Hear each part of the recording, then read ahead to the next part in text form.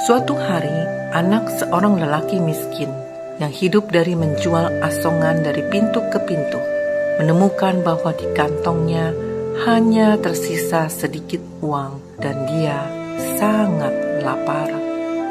Anak lelaki tersebut memutuskan untuk meminta makanan dari rumah berikutnya. Akan tetapi, anak tersebut kehilangan keberanian saat seorang wanita muda membuka pintu rumah. Anak itu tidak jadi meminta makanan. Dia hanya berani meminta segelas air.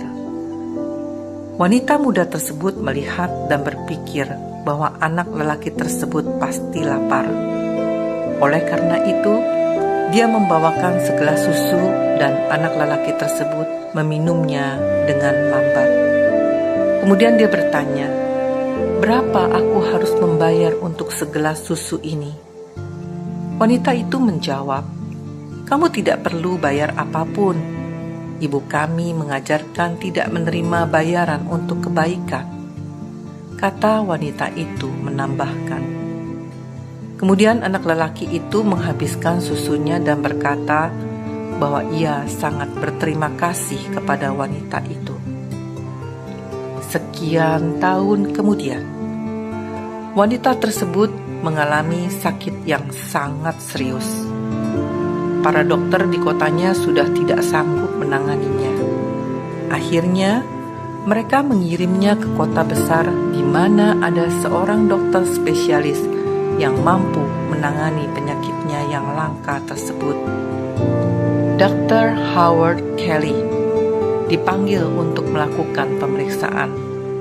Saat beliau mendengar kota asal wanita tersebut, terbesit seberkas pancaran aneh pada matanya. Beliau segera bangkit dan bergegas turun melalui hall rumah sakit menuju kamar wanita tersebut. Dengan berpakaian jubah kedokteran, dia menemui wanita itu. Dia langsung mengenali wanita itu dengan sekali pandang. Kemudian, dia kembali ke ruang konsultasi dan memutuskan untuk melakukan upaya terbaik demi menyelamatkan nyawa wanita itu. Mulai hari itu, dia selalu memberikan perhatian khusus untuk kasus wanita tersebut. Setelah melalui perjuangan yang panjang, akhirnya diperoleh kemenangan. Wanita itu dinyatakan sembuh. Kemudian Dr. Kelly meminta bagian keuangan ke rumah sakit untuk mengirimkan seluruh tagihan biaya pengobatan wanita itu kepadanya.